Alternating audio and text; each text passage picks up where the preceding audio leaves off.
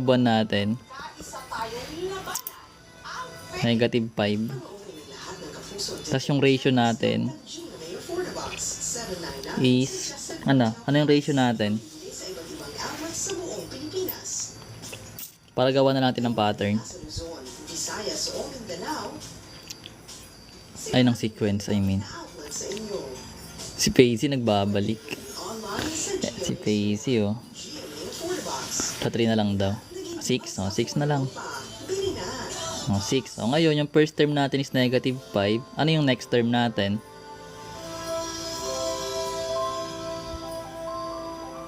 Yung next term ay magiging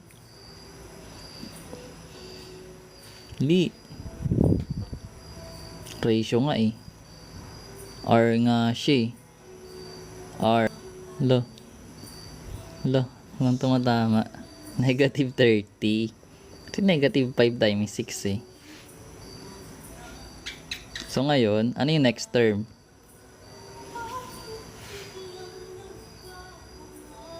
The next term ay magiging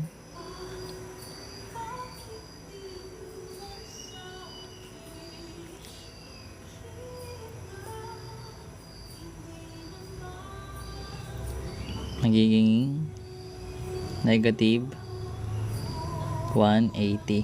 So ano? So ngayon, ayan, may pattern na tayo, may sequence na. Ngayon, nung kunin nating term,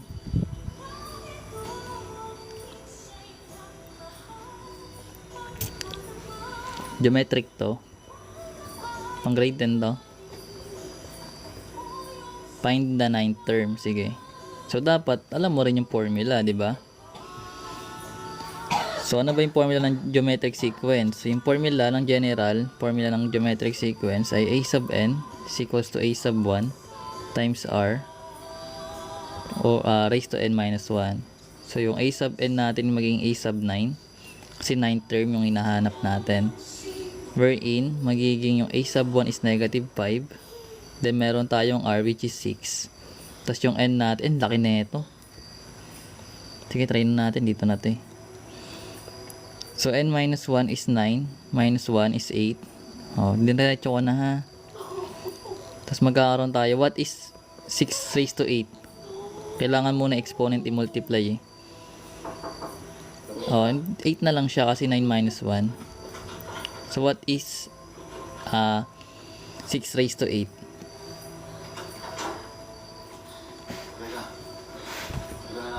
Ang dali. May warning. Hindi siya, yun, 1679.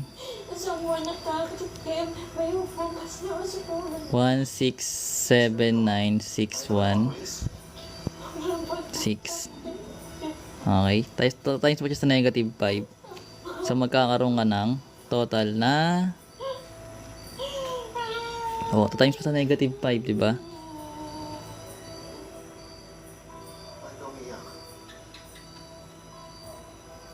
Magiging dali, laki ng numbers, negative 8398080. So ito magiging final answer mo para sa 9th term. Pero kung ano lang kasi, let's say ang hinahanap lang natin is yung pang 5th term, kaya naman siguro. Kaya ba? Laki. Try natin. Try pa ba natin yan? Ganito lang naman, kailangan lang naman to kabisaduhin. Di na po ba ito times sa negative 5? Diretso na 8, 6 raised to 8 na. Hindi, ito yung ano, ito yung raised to 5 mo. Ito yung 6 raised to 8. Itong term na to. Tapos tinimes natin siya sa negative 5. Ito na yung magiging final answer ng lahat. So kailangan muna i-multiply yung exponent muna bago ka mag-multiply. Paano daw nakuha yung 8? Yung n natin dito is 9. So sa formula kasi, n minus 1. So 9 minus 1, naging 8 na. Kasi di ba sa PEMDAS? Paano daw nakuha yung 8? Yung n natin dito is 9. So sa formula kasi, n minus 1. So 9 minus 1, naging 8 na. Kasi di ba sa PEMDAS? Yung PEMDAS, kung maaalala mo, nauna yung parenthesis, tas exponent, bago ka mag-times. So, dahil may parenthesis, may exponent, yun ang unahin mo.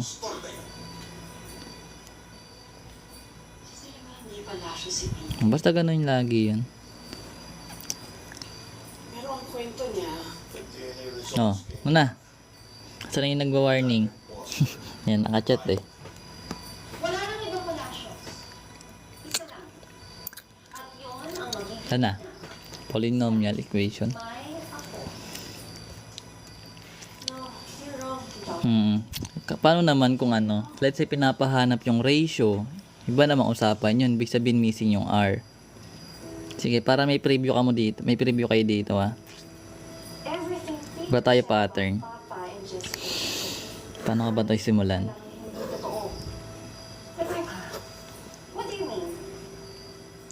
So let's say maliit lang na number. So a sub 1 natin let's say 3.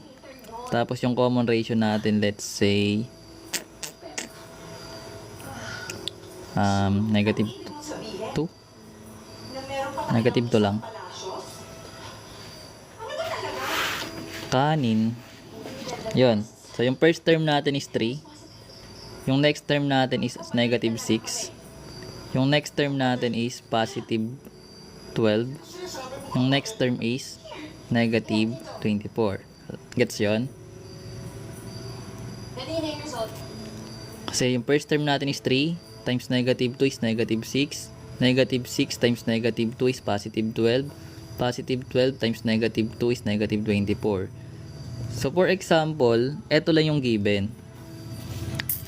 Eto lang yung given. Pero madali lang to eh. Paano ka ba ito papahirapan?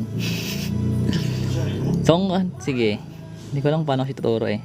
Find the a sub 5 lang. Alam na natin yung a sub 5, di ba? Kasi multiply mo lang to by negative 2. So, alam natin yung missing dito ay 48, di ba? Alam natin. Kung ganun lang yung way. O, pwede mo rin siyang idaan sa formula, which is a sub 5 is equals to a sub 1 times r raised to n minus 1, di ba? So, yung a sub 1 mo is 3. Then, yung r mo is negative 2. Yung n natin is 5 minus 1, magiging raised to 4. Which means, magkakaroon ka ng 3. What is negative 2 raised to 4? So, negative 2 raised to 4 ay magiging di yan ganyan ha. 16. So, ano ang ginagawa ng isang Magiging 16 siya ha. Kasi negative 2 times negative 2 times negative 2 times negative 2 yun. So, magiging positive 16. Which is magiging 48 pa rin. Ito yan. What if ang given ganito? So, alam na natin yung pattern, no? Meron tayong 3. May blank, may blank, may blank. Tapos, 48. So, hahanapin mo yung mean ng geometric.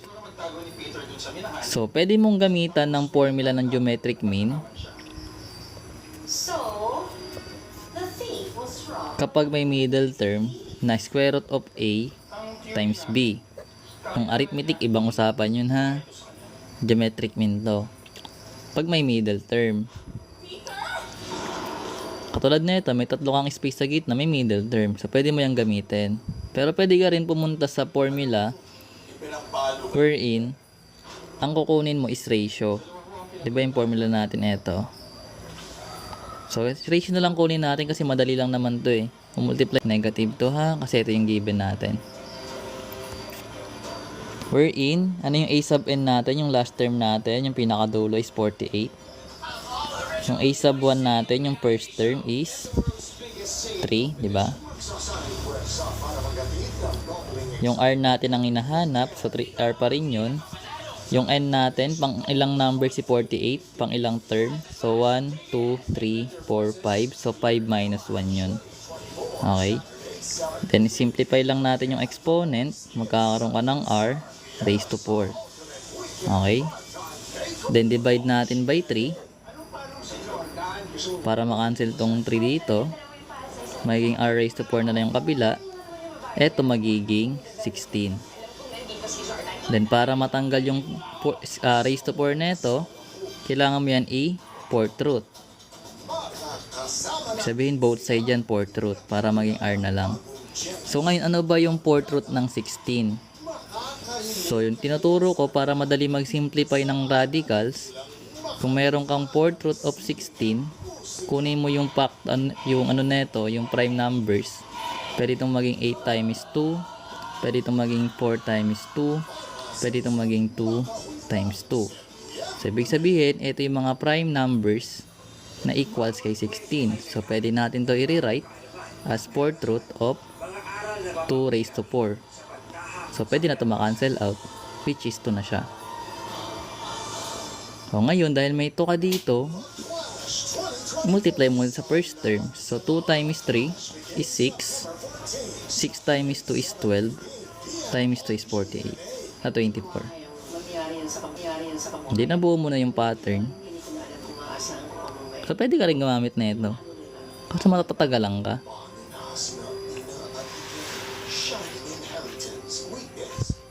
Mas madali kasi kukunin mo na lang yung geometric. Yan yung R pala.